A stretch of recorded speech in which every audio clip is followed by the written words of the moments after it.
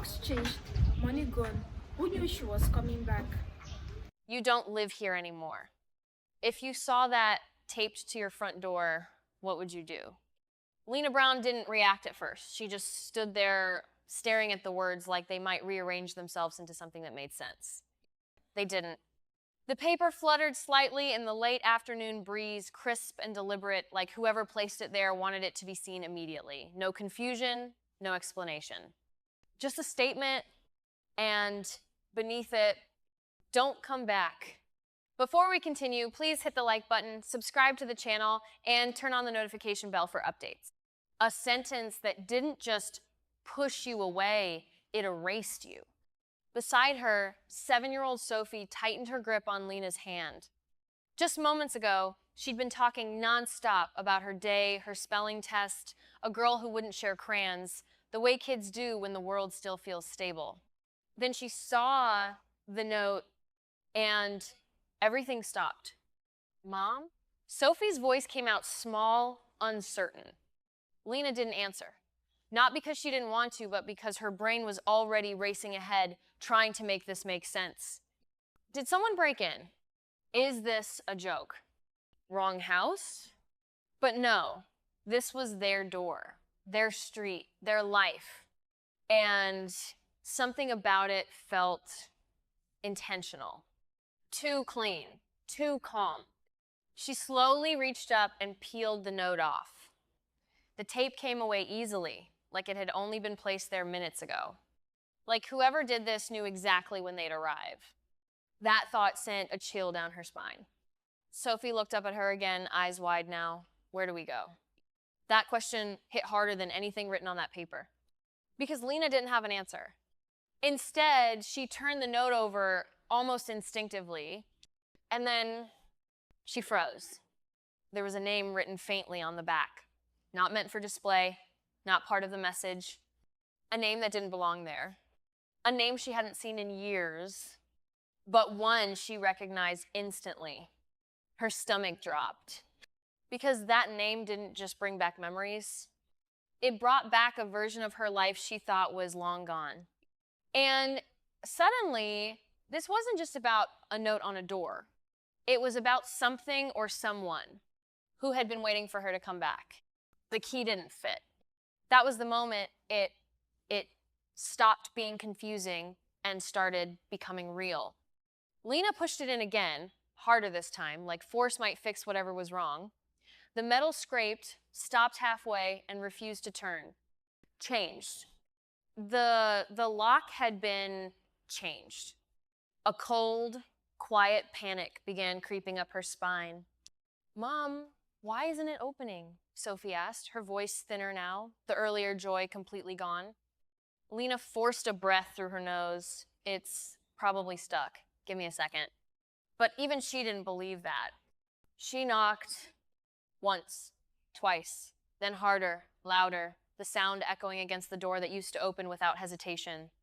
Nothing. No footsteps, no movement inside, no life. Lena stepped back slowly, her eyes scanning everything around her. And that's when the details started to surface, the ones that didn't belong. The welcome mat, gone. The small blue pot Sophie had painted last summer, gone. Even the faint scratch marks near the handle left by moving furniture months ago looked cleaned, erased. Stay right here, Lena said quietly. She moved toward the side window and pressed her face against the glass, shading it with her hands. What she saw made her stomach drop. Empty. Not messy, not disturbed. Empty. The couch gone, the TV gone, shelves, photos, the small clutter of everyday life, all gone. Like they had never existed. Behind her, Sophie's voice trembled. Did someone take our stuff? Lena turned, forcing control into her expression. I don't know. But that wasn't true. She was starting to know. A car slowed beside the curb. Mrs. Calder, the neighbor who noticed everything and said very little. Her window rolled down just a crack. I thought you already left, she said flatly. Lena blinked. Left? What are you talking about? Mrs. Calder hesitated, her eyes flicking briefly to Sophie before returning to Lena.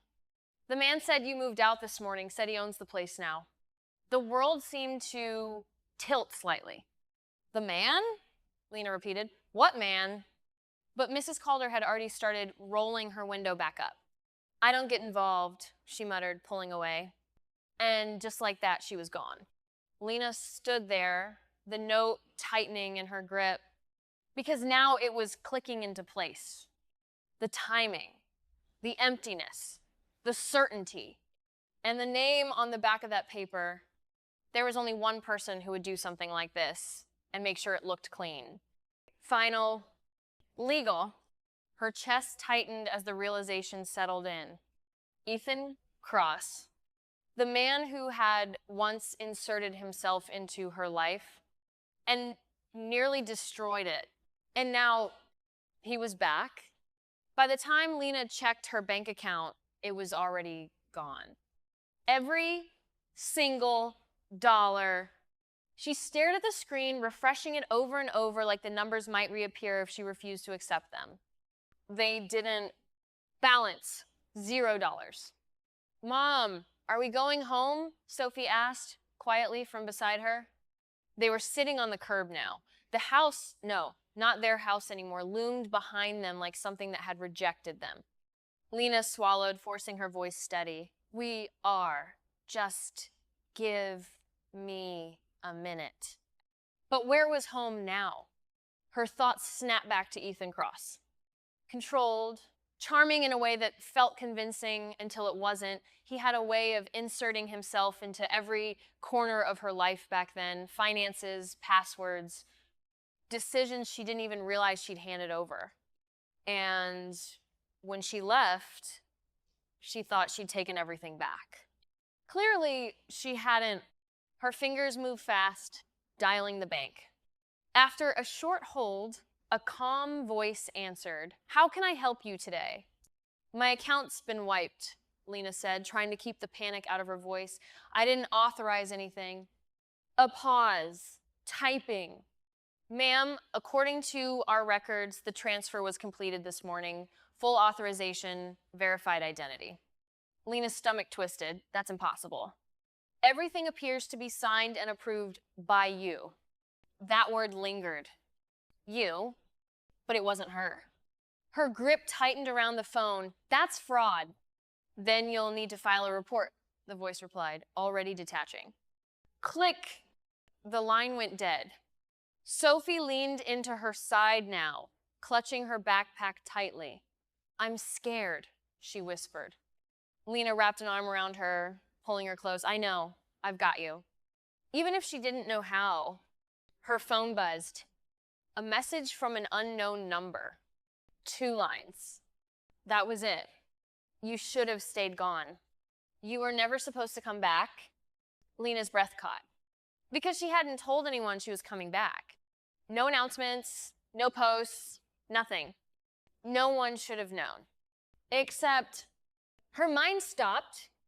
There was one person who knew her exact return date, who had spoken to her just days ago, who had asked oddly specific questions. Her pulse began to rise, because this wasn't just Ethan anymore. This was bigger, planned, and someone close to her had helped him. "The problem, Miss Brown, is that everything says you did this." That was how the officer phrased it. Calm, measured, almost rehearsed. Lena sat across from him, hands clenched tightly in her lap, trying to keep her composure from cracking. The police station felt too bright, too exposed, like every flaw in her story was being put under a spotlight. "I didn't sign anything," she said, her voice controlled but strained. "I didn't transfer my house. I didn't empty my account. Someone did this to me." The officer slid a stack of documents across the table. Digital signatures, verified ID, time-stamped approvals. It all traces back to your credentials. Credentials? That word hit differently. Because Lena knew exactly how much access Ethan used to have. Passwords she never changed. Accounts he once helped manage. Moments she didn't think twice about at the time. Now, they felt like loaded weapons handed to the wrong person. And you're saying you have no involvement? The officer pressed. I'm saying this was stolen, Lena replied sharply. Across the room, Sophie sat in a plastic chair near the front desk, her small legs swinging nervously. She watched her mother with wide, uncertain eyes, as if trying to understand a situation no 7-year-old should ever have to process. Time was slipping. Control was gone. But then something clicked. A detail. Ethan was careful, always had been, obsessively precise. He wouldn't risk something this large unless it looked airtight. Unless someone else made it airtight. Can I see the documents again? Lena asked. The officer hesitated, then pushed them forward. This time, she didn't skim. She studied, line by line, signature by signature. And then she saw it. A secondary authorization, a witness signature, required for final property transfer. Her breath caught because it wasn't Ethan's name. It was someone else, someone who had no reason to be there, someone who shouldn't have been there. Her chest tightened as the realization settled in, slow and heavy. Maya, she whispered. Her older sister, the one person she had trusted enough to tell everything. Her schedule, her return, her life. Lena looked up at the officer, her voice steadier now, but colder. I know who helped him, because this wasn't just betrayal anymore. This was coordination, and it went deeper than she had ever imagined. When Lena said Maya's name out loud, everything began to unravel. At first, Maya denied it. Of course she did. Over the phone, her voice was sharp, defensive, almost offended that Lena would even suggest it. You think I'd do something like that to you? She snapped. But there was something underneath it. Not anger, pressure, and pressure doesn't hold forever. By the time the police brought her in for questioning, by the time they showed her the documents, the timestamps, the digital trail connecting her to Ethan, it cracked. Not all at once, but enough. Maya admitted Ethan contacted her months earlier. He didn't come in aggressively. He never did. He came in concerned. Said Lena was unstable, that she was planning to disappear again, that Sophie wasn't safe. He built a story slowly, carefully, and Maya accepted it. Or maybe she wanted to, because beneath it all, there had always been tension. Lena moving forward, rebuilding her life. Maya feeling stuck, overlooked, quietly resentful. Ethan gave that resentment direction. All she had to do was sign as a witness, confirm what looked like a mutual transition. In return, partial ownership of the house, and leverage if custody ever became a question. Everything had been timed. The house emptied while Lena was away. Accounts transferred the morning she returned. The note placed minutes before she arrived. Clean, precise, final, except it wasn't perfect. Digital forensics exposed inconsistencies, IP mismatches, access points tied back to Ethan's devices, authentication overlaps that didn't align with Lena's real activity. The case collapsed quickly after that. Ethan Cross was arrested and charged fraud, identity theft, unlawful property seizure. Maya faced charges too: conspiracy, falsification, accessory. The house was legally restored to Lena. Most of the money was recovered, though not all, but the real aftermath wasn't financial. It was personal. Sophie didn't ask about the note again. She didn't need to. She just stayed closer to Lena, quieter, more watchful, like something in her understanding of the world had shifted. Weeks later, they stood in front of the same door again.